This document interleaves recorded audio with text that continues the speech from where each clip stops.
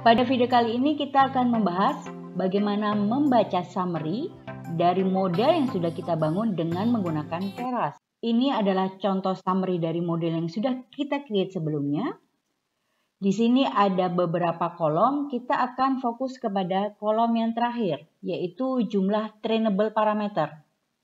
Jika sebelumnya kita bahas mengenai jumlah trainable parameter pada fully connected layers, maka pada video ini akan difokuskan pada convolutional layers. Berikut ini adalah arsitektur dari convolutional neural networks atau yang biasa kita sebut dengan CNN. Ini adalah data inputnya atau berupa data mentah. Contoh di sini adalah sebuah citra. Kemudian di dalam arsitektur CNN itu sendiri terdapat dua buah layer. Yang pertama adalah convolutional layers yang berperan sebagai feature learning layer. Kemudian ada fully connected layers yang berperan sebagai classification layers. Oke, kita akan fokus terhadap convolutional layers karena pada video sebelumnya kita sudah bahas bagaimana membaca summary di FC layers. Di dalam convolutional layers ini ada dua proses utama. Yang pertama adalah konvolusi dan subsampling. Kita bahas satu persatu. Di dalam convolution layer, ini sama saja dengan proses konvolusi yang terdapat pada pengolahan citra. Kita punya input, misalkan berupa citra, kemudian kita punya kernel, matriks kernel atau matriks filter. Dalam hal ini adalah bobot yang kita train selama proses pelatihan CNN. Oke. Misalkan kita punya kernel dengan ukuran 3x3 atau filter ukuran 3x3, sehingga kita sama saja punya bobot dengan jumlah sama dengan 3x3 atau 9 buah bobot. Ini adalah input, data inputnya yang berupa citra atau feature map hasil dari convolution layer. Oke. Apa yang dilakukan di situ? Maka kita lakukan proses perkalian antara masing-masing pixel atau masing-masing value yang terdapat pada input dengan value yang terdapat pada kernel. Misalkan ketika kita ingin mendapatkan hasil konvolusi pada FIJ, maka kita perlu lakukan perkalian dan penjumlahan dari seluruh nilai yang terdapat pada sekitar FIJ dan FIJ itu sendiri yang dikalikan dengan kernel. Misalkan, untuk mendapatkan nilai FIJ, maka kita lakukan perkalian antara FI-1, J-1 kalikan K 0,0, FI-1, J kalikan K 0,1 ditambah FI-1 kali J plus 1 kalikan K 0,2 ditambah semua nilai ini sampai dengan nilai yang terakhir, yaitu FI plus 1, J plus 1 kalikan K 2,2. Kita jumlahkan semua sehingga kita dapatkan nilai yang terdapat pada FIJ. Kalau diperhatikan, ini sama saja dengan proses untuk menghitung nilai net input dari suatu neuron. Okay. Hanya saja kernelnya atau bobotnya ini akan scanning mulai dari posisi ini sampai dengan posisi paling kanan bawah, di mana nilai kernelnya nanti akan bernilai tetap. Oke. Contohnya seperti ini. Misalkan kita punya input data mentah atau sebuah feature map dengan ukuran 5x5, kemudian kita punya kernel atau matriks filter atau bobot dengan ukuran 3x3, maka yang kita lakukan adalah scan matriks kernel atau filter ini mulai dari posisi kiri atas sampai posisi kanan bawah. Kemudian kita lakukan proses perkalian penjumlahan. Misalkan operasi konvolusi, parameter yang kita gunakan adalah stretch sama dengan 1. Artinya apa? Kernel ini akan berpindah posisi sebanyak 1 pixel saja. Oke, 1 pixel ke kanan, kemudian 1 pixel ke bawah. Misalkan seperti ini. Matriks kernel kita scan mulai dari posisi kiri atas, kita lakukan perkalian 4 kali 1 ditambah 2 kali 0 ditambah 3 kali min 1 ditambah seterusnya sampai 8 kalikan 1. Total hasil penjumlahnya adalah sama dengan 14. Oke, matriks filter ini atau matriks kernel ini kita geser ke kanan sebanyak 1 posisi saja karena straight sama dengan 1. Seperti ini. Kita lakukan operasi yang sama, 2 kalikan 1 ditambah 3 kalikan 0 ditambah 1 kalikan min 1 dan seterusnya sampai ditambah 7 kalikan 1. Sehingga hasilnya adalah sama dengan 14. Kita geser lagi 1 posisi karena straight-nya sama dengan 1. Seperti ini. Oke. Selain kita geser 1 posisi ke kanan, kita juga lakukan penggeseran 1 posisi ke bawah karena straight-nya sama dengan 1.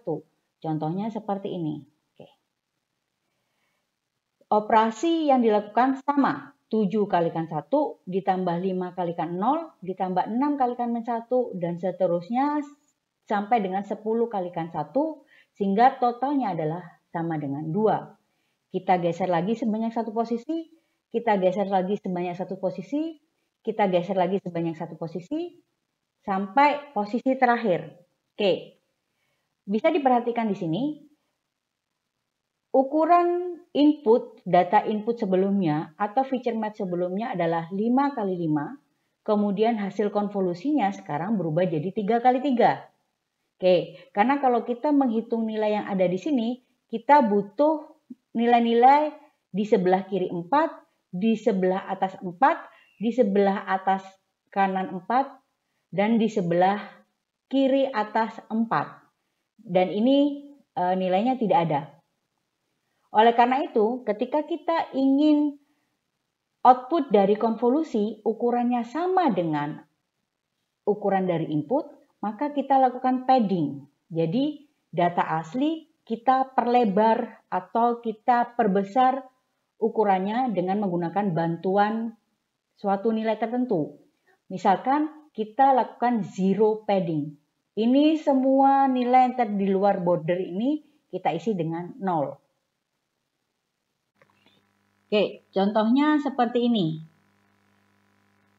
Nilai di luar border dari data input atau feature map sebelumnya diisi dengan 0. Oleh karena itu, hasil dari konvolusi atau feature map dari konvolusi memiliki ukuran yang sama dengan input atau feature map sebelumnya. Misalkan di sini 5 kali 5, hasil dari feature map sesudahnya adalah 5 kali 5. Oke, kalau diperhatikan tadi, kernelnya berpindah mulai dari posisi kiri atas sampai dengan kanan bawah, dioperasikan, dikalikan, dijumlah, dan seterusnya. Sedangkan nilai kernelnya itu tetap. Dan nilai kernel ini adalah bobot yang kita update pada saat setiap epoch selesai. Ya. Setiap epoch selesai kita update, setiap epoch selesai adalah kita update. Oleh karena itu, jumlah trainable parameter atau bobot itu tidak tergantung dari ukuran dari input, tetapi tergantung dari ukuran dari kernel. Karena kernelnya ini tetap mulai dari posisi kiri atas, dioperasikan mulai dari kiri atas sampai dengan kanan bawah. Beda dengan fully connected layers. Bobot untuk setiap neuron itu berbeda-beda. Mulai dari neuron pertama pada layer yang sama ya. Neuron pertama sampai neuron terakhir itu beda-beda. Sedangkan ini nilai kernelnya atau nilai bobotnya untuk untuk setiap kelompok pixel ini nilainya adalah sama, tetap mulai dari yang dioperasikan mulai dari atas sampai dengan bawah, ya. Oleh karena itu, jumlah trainable parameternya sama dengan ukuran kernel. jumlah bobotnya itu sama dengan ukuran kernel. Misalkan seperti ini. Oke, kita lakukan importing Keras dulu. Kita create modelnya, misalkan nama modelnya adalah conf model Keras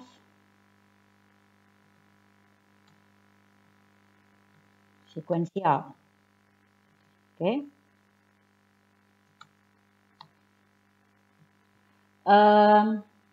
Kita add layers-nya karena kita ingin membaca convolutional layer, kita add layer konvolusi.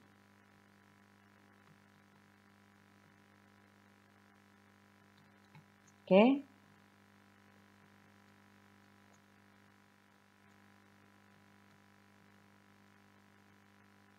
Layers conv 2D.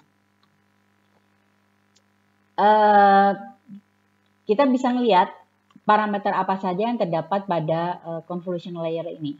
Jadi operasi conv 2D ini apa saja parameter yang bisa kita set. Oke, kita set yang utama-utama dulu. Ada filter. Filter ini adalah jumlah kernelnya atau jumlah filternya. Kemudian kernel size ini adalah ukuran kernel. Stride ini adalah tadi posisi kernel berpindah 1,1 itu artinya satu ke kanan dan satu ke bawah. Ya. Misalkan jumlah kernelnya atau jumlah filternya itu sama dengan 1 sesuai dengan contoh tadi. Kemudian ukuran dari kernelnya adalah 3, artinya ukurannya adalah 3 kali 3. Kemudian stride-nya sama dengan 1,1 dan input shape-nya sama dengan, ini adalah input shape-nya adalah 4D tensor shape, yaitu terdiri dari batch shape, channel, row, column, atau batch shape, row, column, dan channel. Batch shape tidak perlu kita tentukan. Kita hanya tentukan row, number, jumlah baris, jumlah kolom, dan jumlah channel. Karena tadi kita jumlah channelnya 2 dimensi, kita hanya punya ukuran baris dan kolom saja. Oke, seperti ini. Untuk contoh yang pertama kita tidak menggunakan bias, kita set biasnya sama dengan false. Default kalau kita tidak set seperti ini biasnya sama dengan true. Oke, kita jalankan.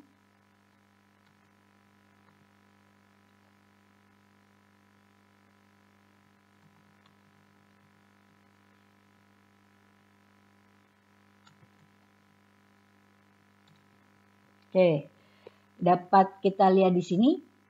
Jumlah trainable parameternya adalah 9 sesuai dengan ukuran kernel yaitu 3 kali 3 karena nilainya sama untuk seluruh data yang terdapat pada data input. Jadi tidak tergantung dari ukuran input tapi tergantung dari ukuran kernel. Misalkan ini kita ubah, misalkan kita punya data jumlah baris, jumlah kolomnya adalah 200 kali 200. Maka jumlah trainable parameternya, kalau kita tetap menggunakan kernel size-nya adalah 3 dan jumlah kernelnya cuma 1, maka jumlah trainable parameter atau jumlah bobot yang diupdate selama proses training tetap sama dengan 9. Jadi tidak ada hubungannya dengan ukuran input. Sekarang misalkan ketika kita punya tambahkan bias di sana. Misalkan seperti ini. Oke, operasi bias seperti halnya kita menghitung net input. Sama kita lakukan konvolusi misalkan untuk menghitung nilai yang terdapat di sini yaitu yang ini. Kita kalikan 0 kalikan 1 ditambah 0 kalikan 0 ditambah 0 kalikan min 1 sampai dengan 5 kalikan 1. Di total semua jumlahnya, kemudian kita tambahkan bias. Kalau misalkan di sini biasnya sama dengan 0, kita tambahkan 0. Oleh karena itu di sini nilainya tidak berubah, sama dengan 9. Oke, ketika kita punya bias, sedangkan jumlah bias itu sama dengan jumlah kernel, otomatis jumlah bias adalah sama dengan jumlah kernel, maka jumlah trainable parameternya itu adalah ukuran kernel ditambah jumlah bias. Oke, jumlah biasnya sama dengan jumlah kernelnya. Karena di contoh di sini adalah ukuran kernelnya adalah 3 kali 3, sama dengan 9, kemudian ditambah 1, maka jumlah trainable parameternya adalah 10. Misalkan ini. Kita train lagi, kita gunakan biasnya sama dengan true. Ini boleh kita set seperti ini atau tidak usah kita tulis. Defaultnya adalah true. Kita running. Oleh karena itu di sini trainable parameternya adalah 10, yaitu 3 kali 3, 9 ditambah dengan 1. Sehingga jumlah bobot yang diupdate itu sama dengan 10. Gitu ya. Oke. Kita lihat di sini. Output shape-nya adalah 198 kali 198 kali 1. Karena input shape-nya adalah satu channel saja. Sekarang kita lihat kenapa dia bisa berkurang dari 200 menjadi 198. Tadi, kalau kita ingin ukuran hasil konvolusi itu sama dengan ukuran dari input atau feature map layer sebelumnya, maka kita lakukan zero padding. Atau kita lakukan padding, kita lakukan penambahan nilai. Kita harus set di sini. Padding sama dengan same. Oke. Defaultnya kita tidak lakukan padding. Oke. Ketika kita lakukan paddingnya itu sama dengan same, maka kita lakukan zero padding. Bordernya itu kita lakukan penambahan nilai 0. Sehingga ukuran dari output konvolusi sama dengan ukuran dari input atau ukuran dari feature map layer sebelumnya. Kita lihat di sini. Oke, nih. Sekarang kita lihat hasil dari konvolusi ukurannya sama dengan input atau feature map sebelumnya. Oke, misalkan sekarang kita lakukan operasi dengan lebih dari satu kernel. Misalkan seperti ini. Ketika kita lakukan operasi konvolusi dengan 2 kernel, maka kita akan menghasilkan 2 buah feature map. Ketika kita lakukan operasi dengan 3 buah kernel, maka kita akan menghasilkan output 3 feature map, dan seterusnya. Oke, kenapa kita bisa menghasilkan N buah feature map? Karena masing-masing input atau feature map sebelumnya kita operasikan dengan masing-masing kernel. Misalkan ini feature map atau input kita operasikan dengan kernel pertama, menghasilkan feature map yang pertama. Input kita operasikan dengan kernel yang kedua, menghasilkan feature map yang kedua. Oleh karena itu, sekarang jumlah trainable parameternya atau jumlah bobot yang diupdate selama proses training tidak lagi hanya berdasarkan pada ukuran kernel, tapi juga tergantung dari jumlah kernel. Jumlah bobot itu sama dengan jumlah kernel kalikan dengan ukuran kernel. Jumlah kernel kalikan dengan ukuran kernel. Contohnya seperti ini. Misalkan jumlah kernelnya kita set dengan 2. Maka ini kita uji cobakan terhadap tanpa bias. Maka jumlah trainable parameternya adalah 2 kalikan ukuran dari kernel, 3 kali 3, yaitu sama dengan 18. 2 kalikan 9 sama dengan 18. Dan kembali lagi, ini tidak tergantung dengan ukuran input. Misalkan kita set ini ukurannya 100 kali 100, jumlah trainable parameternya tetap sama dengan 18. Oke. Ketika kita punya 3 buah kernel, maka jumlah trainable parameternya adalah 3 kalikan 9. Yaitu 27. Oke. Begitu juga kalau kita memiliki 4 buah kernel, maka 4 kalikan 9 dan seterusnya. Oke ya. Sekarang, misalkan kita tambahkan bias di sini. Masing-masing kernel itu punya satu bias. Oke, oleh karena itu, jumlah trainable parameternya adalah jumlah kernel kalikan ukuran kernel ditambah jumlah kernel. Ini menyatakan bias.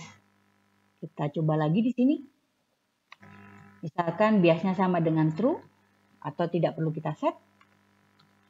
Maka kalau seperti ini, jumlah trainable parameter atau jumlah bobot yang selalu diupdate pada saat proses pelatihan adalah 3 kalikan 9 ditambah dengan 3. Kenapa 3? Karena jumlah kernelnya 3. Masing-masing kernel punya satu bias.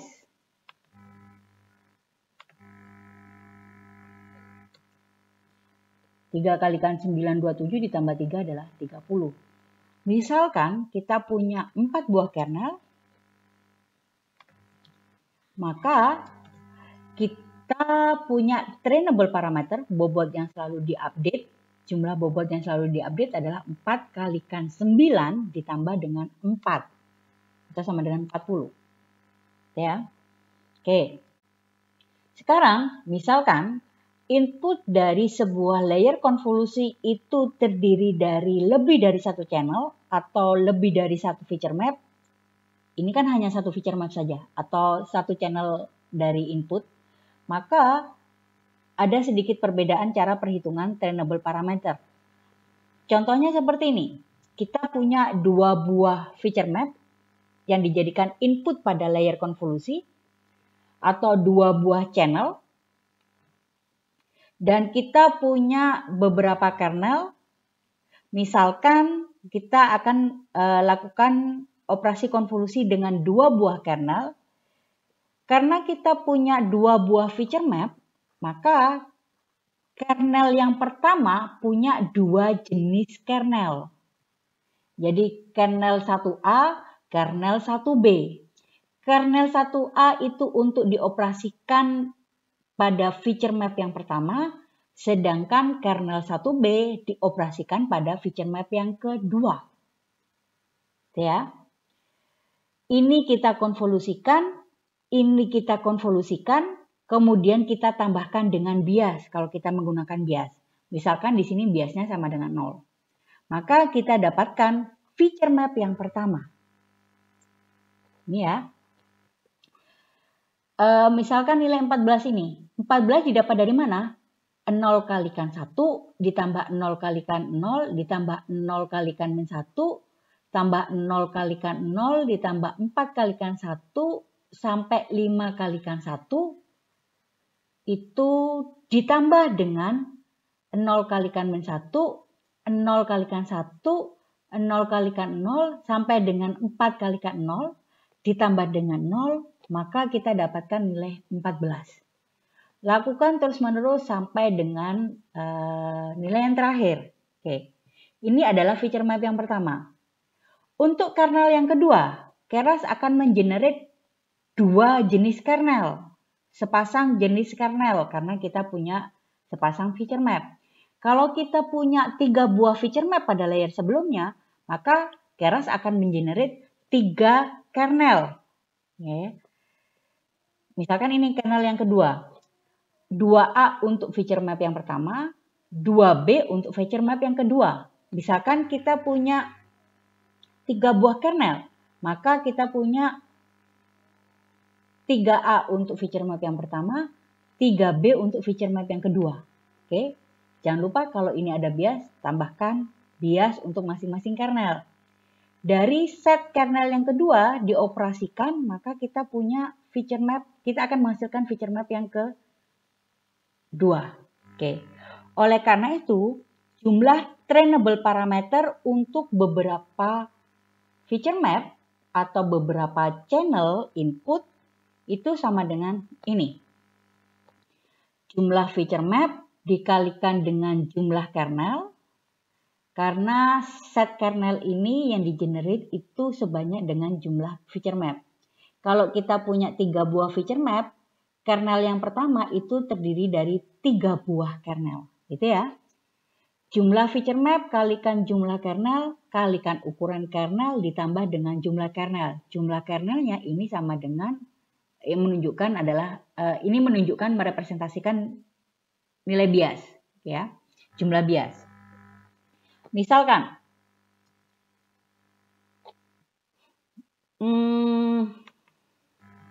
kita punya input channelnya itu adalah 3 karena RGB, misalkan red, green, blue.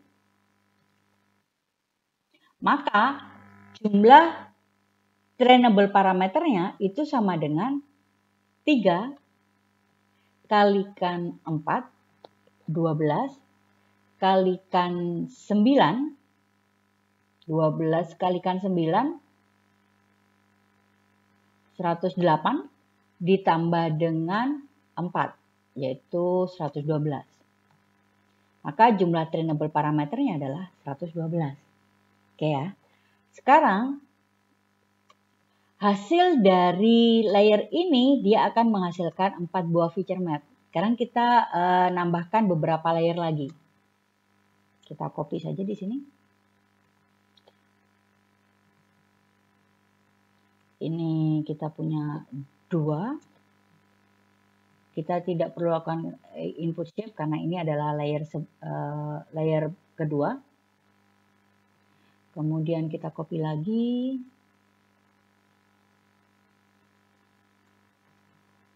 Misalkan kita punya 5 buah kernel. Oke.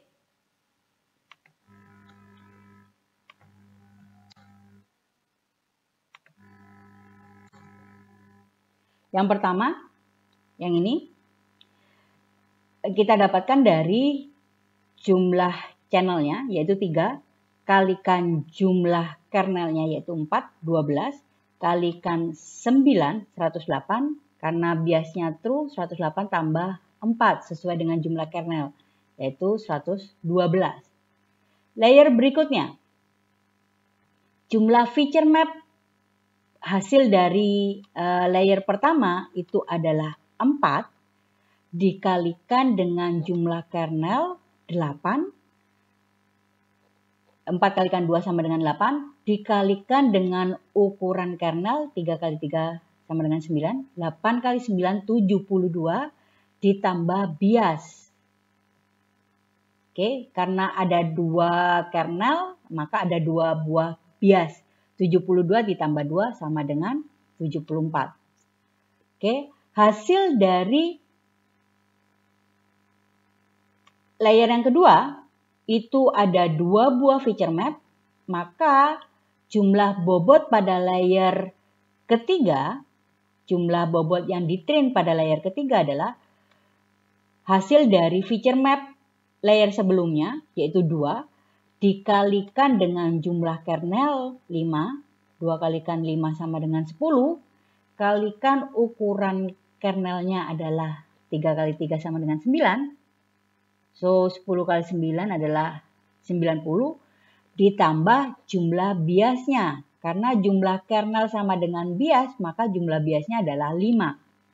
90 ditambah 5 sama dengan 95. Oke, ini adalah jumlah trainable parameter pada convolutional layer. Oke, sekarang misalkan kita tambahkan pooling layer, subsampling layer. Misalkan di sini dicontohkan kita akan menggunakan max pooling.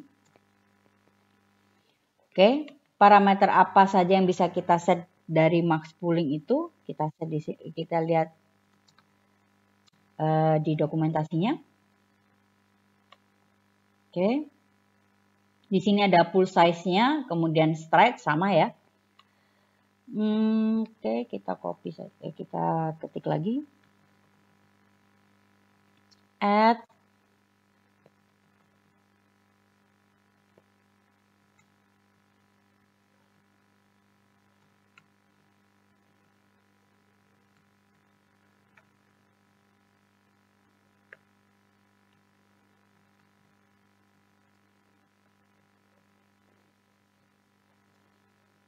Oke.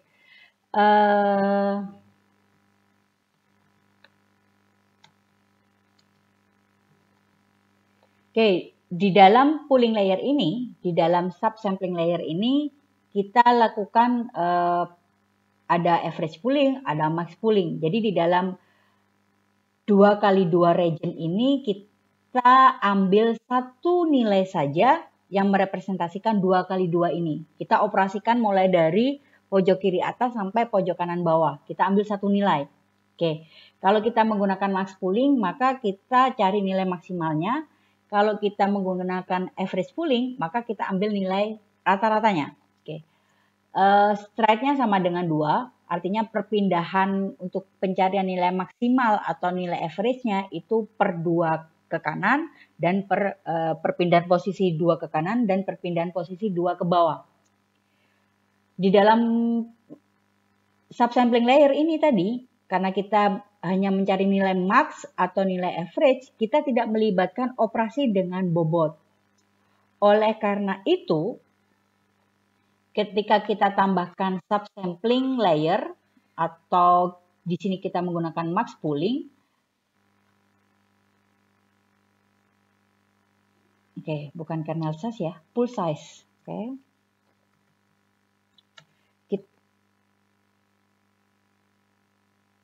Oke, paddingnya.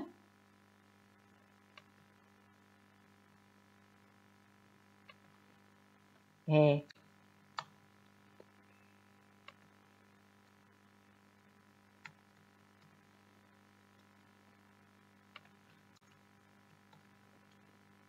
Kita lihat di sini.